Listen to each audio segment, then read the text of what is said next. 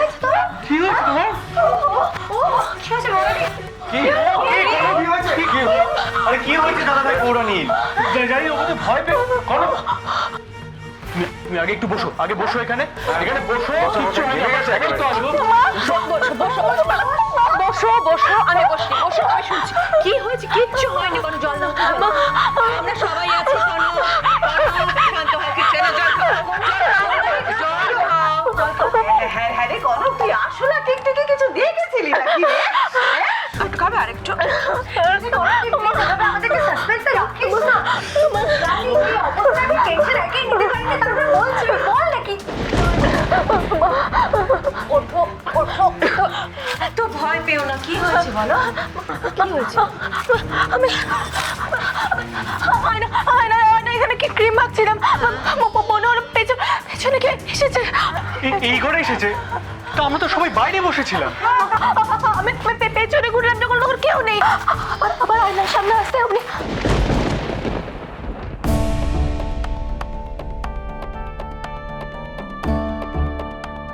চিৎকার শুনে ছুটে চলে গেল। কোন দিকে গেল? কেন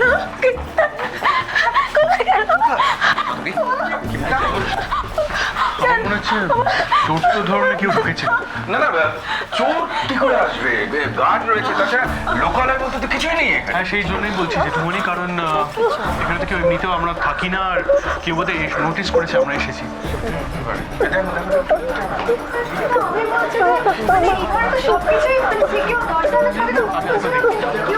সেটাই তো, এখানটা কারোর পক্ষে আসতে অসম্ভব। দেখো আমরা বাইরে বসে ভূতের গল্প করছি, বৌরানী কিনা এখানে ভয় পেয়ে গেল। ঠিক বলেছ, ভূত। কনকের ভূতকে দেখিস না তো?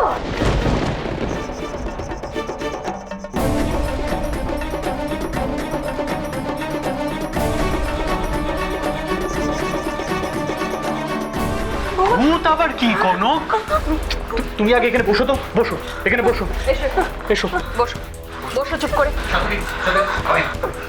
ঠিক দেখো, আমার যেটা মনে হচ্ছে যে এই ঘরে এসেছিল তার নিশ্চয়ই কোনো বদবক ছিল, এবং বৌরানী হুট করে চেঁচিয়ে ওঠাতে সে নিশ্চয়ই। তাহলে এক্ষুনি একবার খুঁজে দেখলেই তো হয়ে যায়, বলো? হ্যাঁ আমাদের জন্য বসে ওয়েট করছে তো।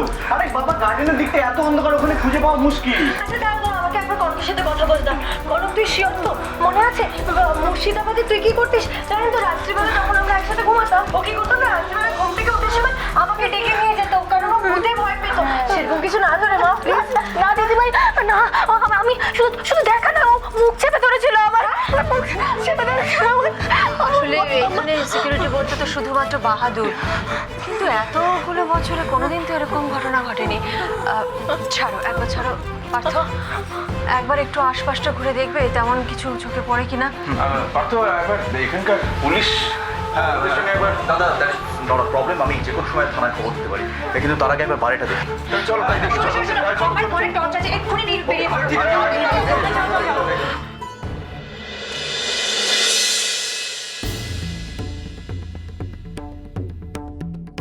ছোট ভাই কি করবো তাহলে? দেখি পার্থ কিছু খোঁজ পায় কিনা।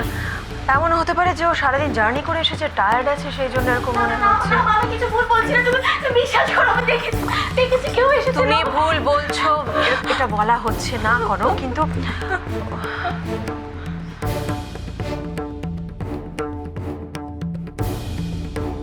কে হতে পারে?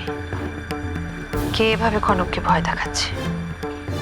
শুধুই ভয় দেখাচ্ছে নাকি অন্য কোনো উদ্দেশ্য আছে? বৌরানী শোনো না, আমরা বাইরে গিয়ে বসছি, তুমি যাবে আমাদের সাথে? না একদম না, তুমি শুনলে না ছোট মাকে বললো, ছোট মাকে একটু রেস্ট নিতে বললো না?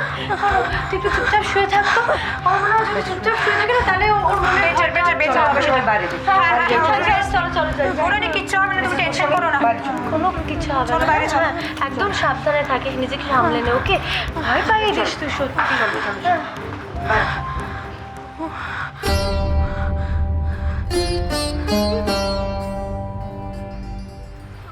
চোখটা বন্ধ করো, চোখটা বন্ধ করো, রেস্ট নাও, সব ঠিক হয়ে যাবে, আমরা আছি। তো ভয় পেও না কনক, সবাই আমরা আছি। ছাড়ো, আমি দেখছি, তুমি চোখ বন্ধ করো, চোখ বন্ধ করো।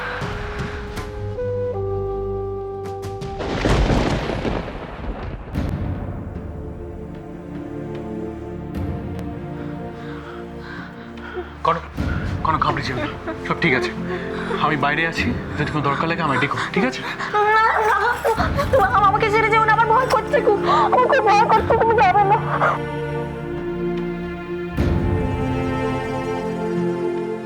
আমার কি মনে হয় জানো তো, বৌরানীকে যেভাবে ভয় পেয়ে যেতে দেখলাম, এতটুকু শিওর যে কেউ একজন ঘরে এসে ঢুকেছিল। এই শোনো, অত শিওর হতে হবে না। আমি কনকটাকে না খুব ভালো করে চিনি। হ্যাঁ বিশ্বাস করুন, ওটা না একটা ভিতর ডিম। কি দেখতে কি দেখেছে কে জানে। আরে বাবা, ঘরের মধ্যে হাওয়ায় যদি একটা পর্দাও দুলে না, সেটা দেখেও ভয় পায়। ঝিলমিল, তুমি এভাবে কেন বলছো বলো তো? বৌরানী তো নিজেই বললো যে কেউ একজন ঘরে এসে বৌরানীর মুখ চেপে ধরেছিল। আর এই ব্যাপারটাকে কিন্তু অতটা লাইটলি নেওয়াটা ঠিক হবে না। হ্যাঁ বাবা, তখন যে আমার বুকটা ধড়াস করে উঠেছিল কি বলবো। মা আপনি তো নিজের চোখেই দেখলেন আমি অভ্রর সাথে কিভাবে পড়ি কি মরি করে দৌড়ে দৌড়ে গেলাম ওর ঘরে। বাবা, তারপর যখন ওর ঘরে গিয়ে দেখলাম এই ব্যাপার, কিছুই হয়নি, তখন আর কি বলবো বলুন। তোমার কি দরকার ছিল এভাবে দৌড়ানোর? এই অবস্থায় যদি কিছু হয়ে যায় কে দেখবে শুনি? তোমার বোনের তো হরদম কিছু না কিছু লেগে আছে। মা কি করবো বলুন তো, আমার ভয় করছিল। প্রথমত আপনি তো জানেন ও একটু বোকা টাইপের আছে, তারপর এরকম একটা নতুন পরিবেশ, বাই চান্স যদি কিছু হয়ে যেত তখন। সত্যি সবাই মিলে একসঙ্গে বেরিয়ে যে একটু আনন্দ করব, তার উপায় নেই। যেখানে কনক সেখানে অশান্তি। মা, তুমি কেন এভাবে বৌরানীকে ব্লেম করছো বলো তো? কেউ কি ইচ্ছে করে কখনো ভয় পায়? আর আজকে যদি বৌরানীর জায়গায় ঝিলমিল থাকতো, ও ভয় পেয়ে যেতে পারতো। থাক, দেখলি তো আমরা সবাই তো ওখানে বসে ভূতের গল্প শুনছিলাম। এমনকি ওইটুকু মেয়ে বৃষ্টি, সেও শুনছিল, সে ভয় পেল না। আর ও একটুক্ষণের জন্য কি ঘরে গেল, ব্যাস। হ্যাঁ মা, আপনি একদম ঠিক কথা বলেছেন। বাবা, প্যানিক করাটা না দিনকে দিন একটা হ্যাবিট হয়ে দাঁড়াচ্ছে। ঝিলমিল, তুমি চুপ করো না এখন, তুমি প্লিজ। চুপ করো তো, আমাকে বলতে দাও। আর বিশ্বাস করবে না, তারপরে যা দেখলাম না। থাক বাবা। কেন, কি দেখলে তুমি বলো?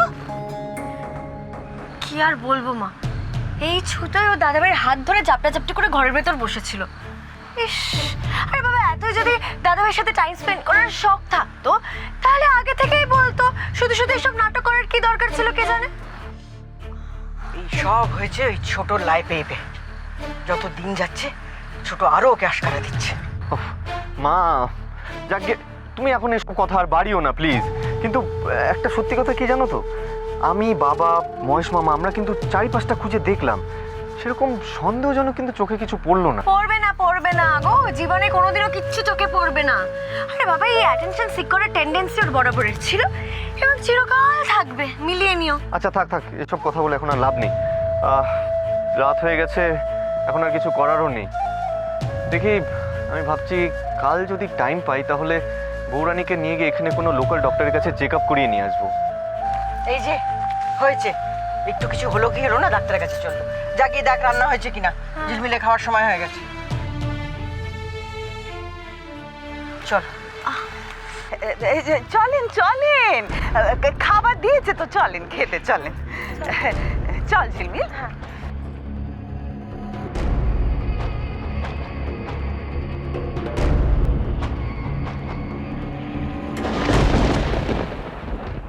আরে বাবা, ভয়ের কিছু নেই, আমরা আছি তো।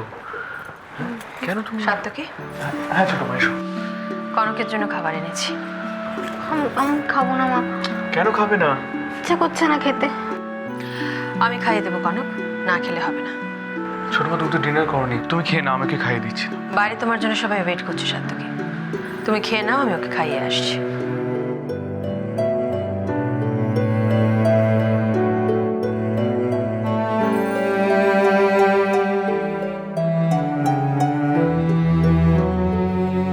নাও খেয়ে নাও,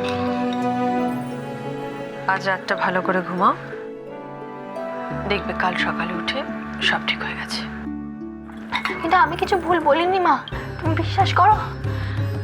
তুমি ভুল বলেছো, আমরা এক কথা বলছি না কনক, কিন্তু এতগুলো মানুষ আমরা বাইরে বসেছিলাম, আমাদের চোখের সামনে দিয়ে কেউ একজন এসে ঢুকে গেল আর আমরা কেউ বুঝতেও পারলাম না, এটা হয়? একটা কথা বলো তো কনক, যে এসেছিল তুমি তার মুখ দেখতে পেয়েছিলে? কোনোভাবে কি তোমার মনে হয়েছিল যে সে তোমার চেনা?